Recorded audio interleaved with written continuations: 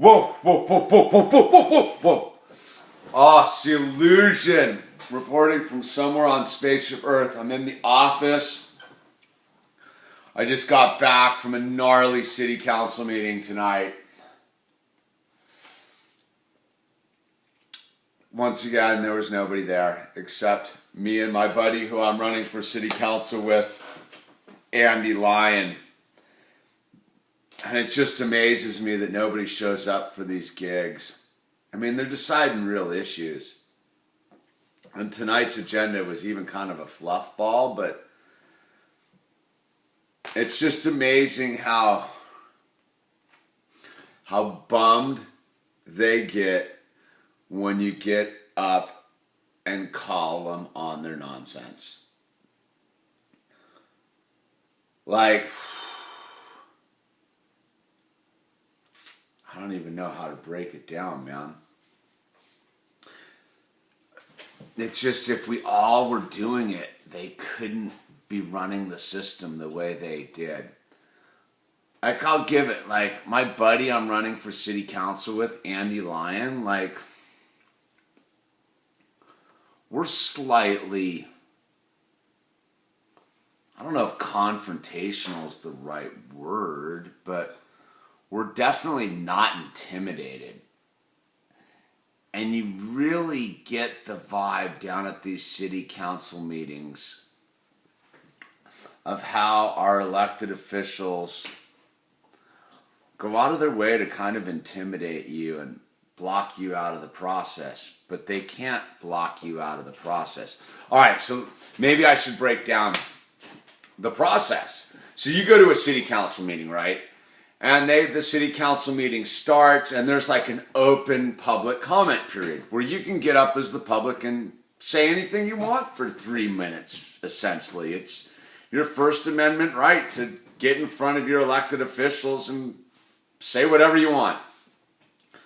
So generally, you know, you can bring up past issues, future issues, things that concern you and your community.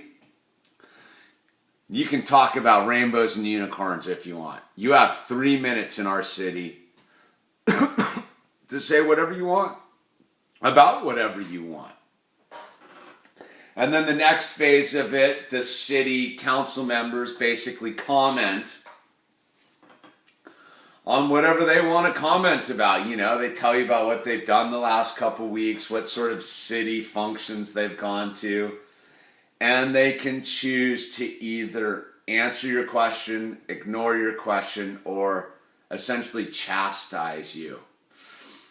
I generally fall into the ignore or chastise department, as does my buddy Andy. But you see, that's the gig. Is they don't want you down there saying what you're allowed to say, which is whatever you want to say. And for me, it's like, you know, I'm not down there like blowing smoke either, man. I'm super serious about what I'm down there about. Like, I don't like the direction our city's going into. Like, if you haven't been to Malibu, California, I better get here now almost. It's a pretty cool coastal city next to Los Angeles. I mean, the mountains are still relatively intact. There's full access to the ocean. And there's not a whole lot of commercial development. But they're sure trying to change that. I mean, the place is pretty overbuilt residentially. But there's no, like, commercial shopping districts. I mean, we've got our local like plazas and stuff where the supermarket it is and the coffee shop and that kind of stuff. But as far as like retail stores and all that stuff, we don't have it. They're sure trying to put it here though. It sucks. And so me and my buddy were like, well, no one else showed up. Like, people are always asking me, like, are you serious about running for city council? And I'm like, yeah, I went down and I filled out the paperwork and paid $400 to get my campaign statement in the voter ballot. What do you mean I'm serious?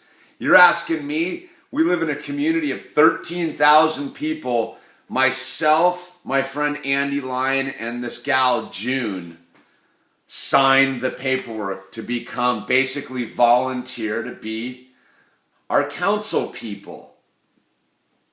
And there's just this insane disconnect between the public, who has to live with the decisions of the city council, and the city council which makes these decisions.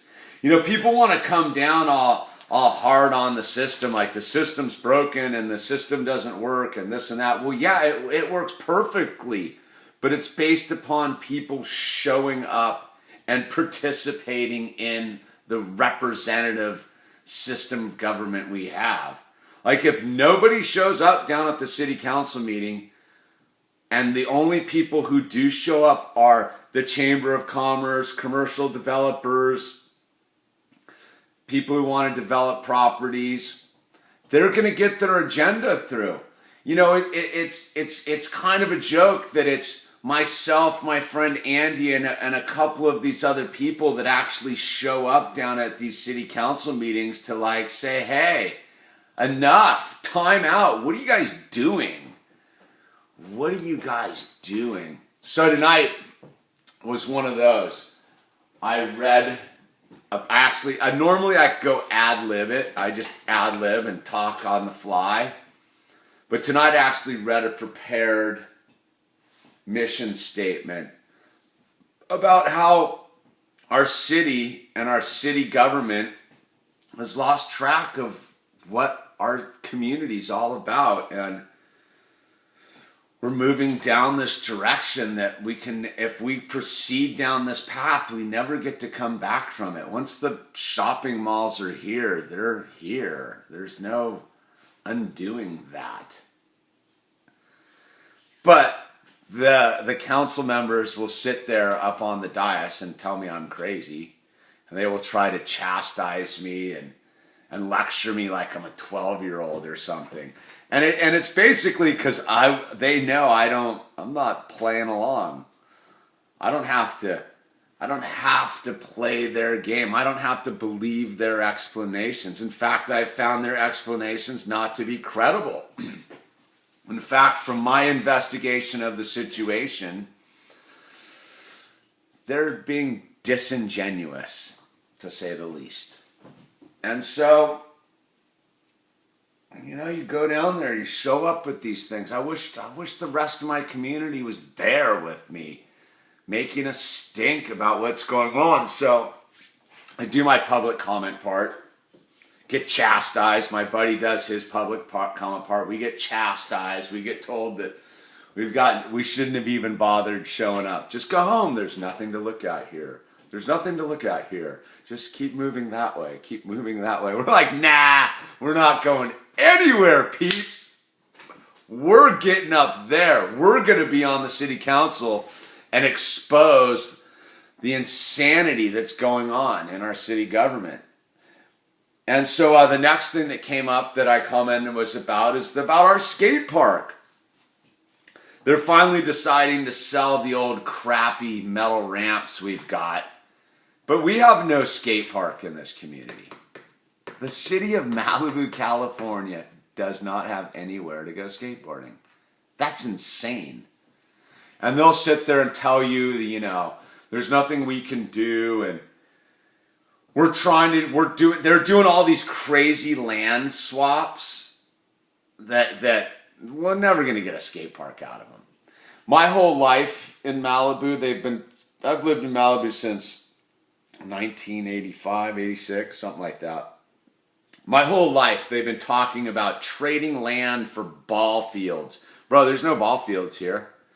There's two, but, it's not good enough for the baseball kids. Apparently they need more ball fields. I don't know what's up with the ball fields. The ball fields. Well, the ball fields, that demographic's changing, man. More kids are skateboarding than ever before. So now it's the skateboards, the skate park, and they've neglected the skateboard community so radical, but they also know that we're one of the more organized vocal communities that encompasses all ages and demographics. So they like to keep us, horse and carrot, if you will. They'll tell you, we're working on it. We're working on it. So I'm like, hey man, you guys haven't done anything to get us a skate park the last couple of years. And they had the nerve. This was the hottest part. When it came there, I got my 3 minutes to say what I had to say about it. And then it comes their turn for them to berate me from the dais. Well, you were on the ad hoc committee. Well, you blah, blah. They were like, dude, I'm a carpenter who volunteers to go down to these ad hoc committees to get a skate park. I'm not some elected official who has the power of being elected official to make things happen. That's their responsibility. That's again why I'm like, you know what? Put me in charge, man. I'll go get some stuff done, man. I'm not beholden to any sort of weird agenda. I'm not using the youth of our community as leveraging on bad land deals. Ugh, they're so toxic down there. But once again, nobody was there. Nobody was there. I was the only one there, and my buddy Andy Lyon, saying anything about where's our skate park. And they'll tell you that we're working on it. We're doing our very best. They're not. They're not at all. And then I got one more comment about, like, we have a lot of rehabs and sober livings in our community. And, you know, these guys are writing a letter to go support the state of California spending like $2.2 plus $1 million a year to enforce, I don't know, rehab laws or something. And right there, man, I'm a fiscal conservative. I'm like, well, we're going to spend $2.2 million on something we could probably handle at home. Like, I know most of these owners and people on a first name basis. And I said, look, you guys are going about it all wrong. Why don't we pick up the phone? Why don't we go knock on a door? They're our neighbors. We live in a small community of 13,000 people. And yet our city council wants to go to Sacramento to have them handle a situation in our town. Like, oh, I don't get it. But again, there's nobody there except me and my buddy Andy. What I'm getting at, people. What am I getting at, man? Like, look, it's not the system that's broken. It's us that's broken. We're not participating in our system.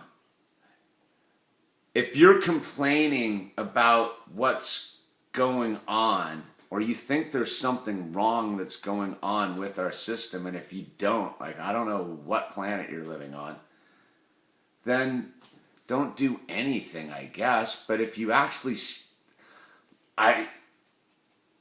it's all about waking up and realizing that the only way you can change anything is to begin by changing yourself, and then get involved with your neighbors, and then go down and get involved with your local city council, man. It's all about think globally, act locally.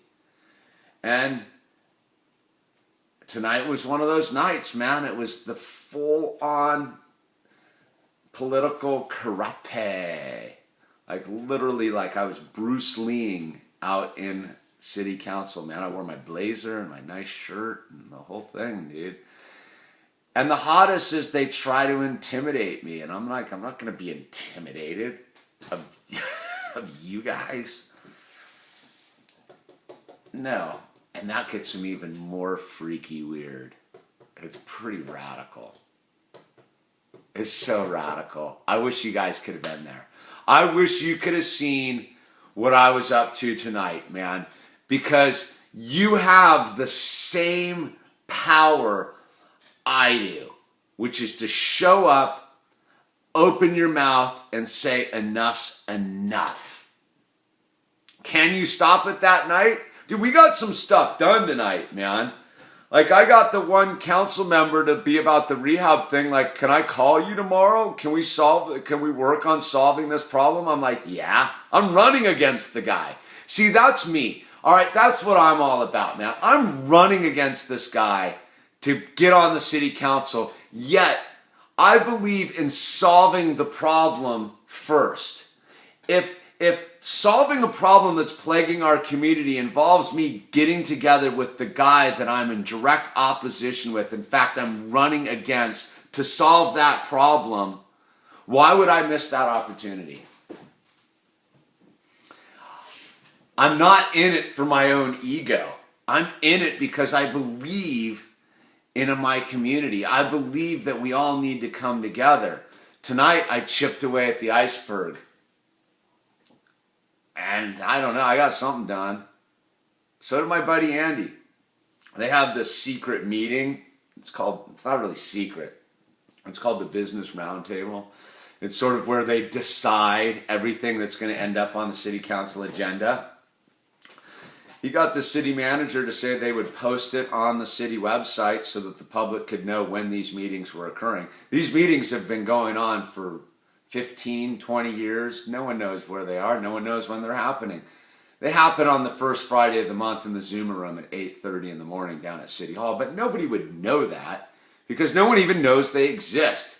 And yet my bro made such a stink about it tonight that it forced the city to say that they would put it on the city website and broadcast that these meetings are occurring. That's what participating in the system will get you. It's not a locked door. It's an open door, but if we don't open it as a community, as a nation, as a state, as people, as human beings, the door will remain closed, man. I know the whole thing seems so overwhelming and out of reach at some times. But then to a night like tonight, I realized that I gotta go subject myself to some city council members teeing off on me like I'm a 12-year-old. But you know what? You know who won? I did, because I showed up. Yeah, I showed up with my bro Andy Lyon, and we got some stuff done. We may not have solved the world's problem. We may not have ended the nuclear arms race. We might not have stopped trash or starving African babies. But you know what we did do? We participated in the system so that no one can say we're not trying to affect change in our community, man. We believe in our community so much that on a Monday night we'll go down to city council and we will put ourselves in front of the firing squad and say enough is enough, man. And that's what we're supposed to do in a representative democracy. If everybody in the sound of my voice started showing up at their city council meeting just to see what's going on and realizing that you have a constitutional right to participate in that process and there's nothing that they can do to stop you, things would change. What they're counting on is you not showing up. I know, man, this is like, it's that season again because the illusion is about this other thing, but we all have to realize our terrestrial responsibilities. If we're ever going to vibrate to the next level of vibratory frequencies, we have to take care of this lower dimensional reality because it's easy for one of us to vibrate to the next level. But because we can do it, our responsibility is to try to bring as many people to the next vibratory frequency as we can, because maybe they'll do the same thing to the people around them. And once we get that snowball flying, it's not rolling down the hill, it's about flying up and vibrating into light, we can affect change. There won't be any more starving babies, man. How are we going to stop the starving babies? People have gotten on my case on this YouTube channel about the starving African babies. You want to know how you stop the starving African babies? You go show up down at your city council and you get involved and you begin to affect change on your local level, man. You begin to demand action. And when they decide they're not going to act accordingly, you have the ability to remove them from their elected position and act accordingly. That's the beauty of our system. Our system, for the fourth time, I've said it is not broken. We are broken because we're not participating in it. There is no excuse why there's only 10 people down at a city council meeting in Malibu, California on a Monday night.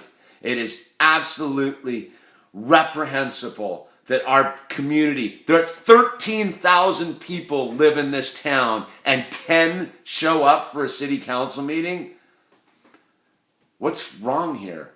You got no right to complain. If you're not participating in the solution, you've got no right to complain about the problem.